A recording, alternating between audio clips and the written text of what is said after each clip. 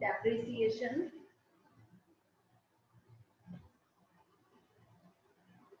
depreciation is here, and there are two methods of charging depreciation.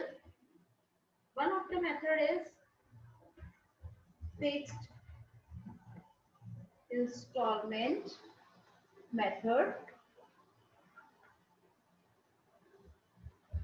and the another method is, second method is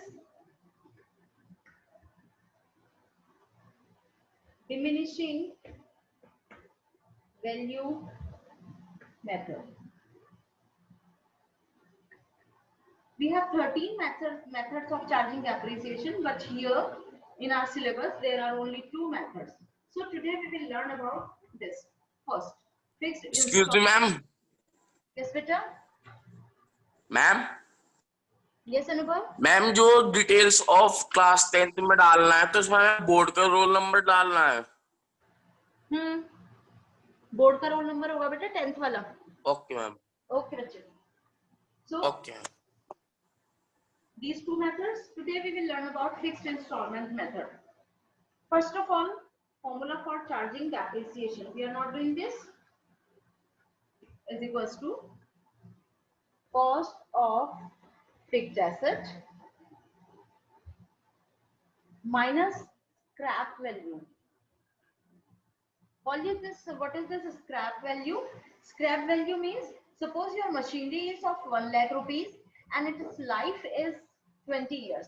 So 1 lakh divided by 20 is 5,000. Every year you will charge 5,000 rupees. At the end of the life, 20 years, its value will become zero. But will it really become zero? No. The kabadi wala will take it for 1,000 rupees. So 1,000 rupees should be deducted in starting. Okay, should be deducted in starting. Cost of the fixed assets, and we feel that it will be sold as a garbage. It will be sold for 1,000 rupees. So we will deduct here. And then 99,000 divided by 20 years of life we will do. So life of fixed asset. Cost of fixed asset minus scrap value divided by life of fixed asset. If life is given, then we will follow this formula. Otherwise, if life is not given, then another formula we will follow. What is this? Depreciation is equals to cost of fixed asset minus scrap value into percentage. Okay, if percentage is given, 10% percentage is given, it will be like this. Cost of fixed asset minus scrap value. Whatever the value we will get, its percentage of depreciation charging will be given. Maybe life given or maybe percentage given. Whatever is given, accordingly we will follow the formula. Note down within 30 seconds, then we'll start its numerical. Note down this formula.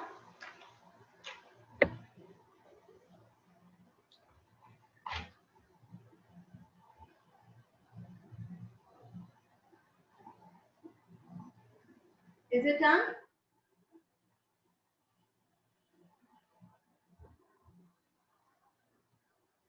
Okay. Now we will draw machinery account. We will draw here machinery account, and we will draw the columns. The same column we will draw as ledger. Here this is date, half part of it. This is amount, LF, again date, LF and amount, and this part is, rest of the part is particulars.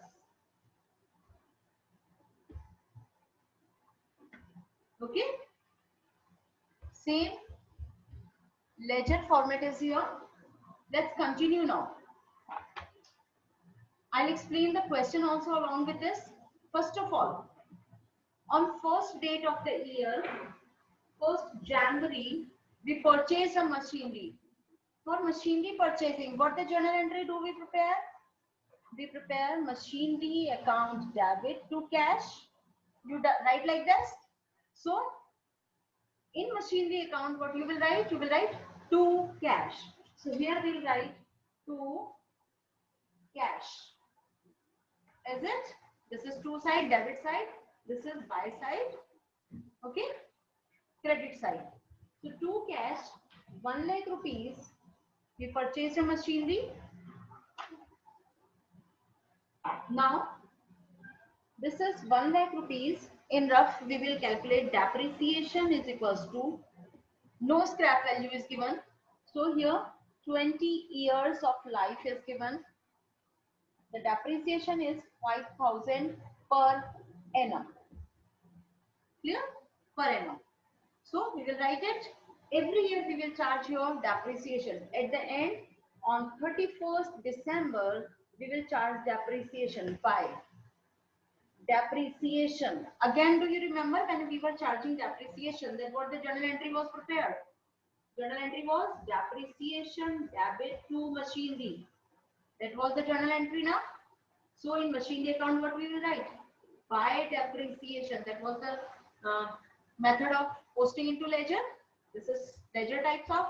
So in machinery account, here we are preparing machinery account. So in machinery account, we will write by depreciation. The same we are doing. Okay. See, by depreciation, 5,000 we will write here. And at the end of the year, 31st December, we will calculate balance CD, balance of our asset. The bigger total both sides, the same method of closing will follow. Bigger total both sides, and out of bigger total, the smaller one will be deducted. 1 lakh minus 5,000 is 95,000. Will be written in smaller side, 95,000.